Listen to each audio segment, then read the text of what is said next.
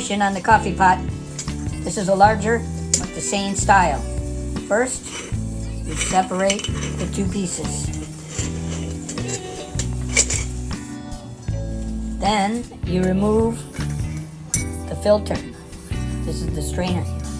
You fill this up with water. Fill it to a little bit less than the top, about a half a finger down. Once the water's in, place the filter back. Put your ground coffee in. Don't fill it all the way to the top.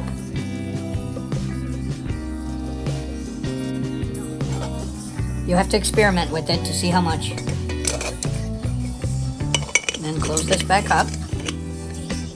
Be careful, make sure. Then you put the lid, the top piece back on. Just snug, not real tight. Put it on the stove and cook it.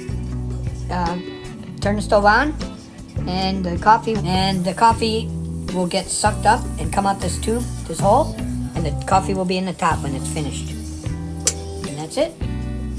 Experiment and have fun. It's good.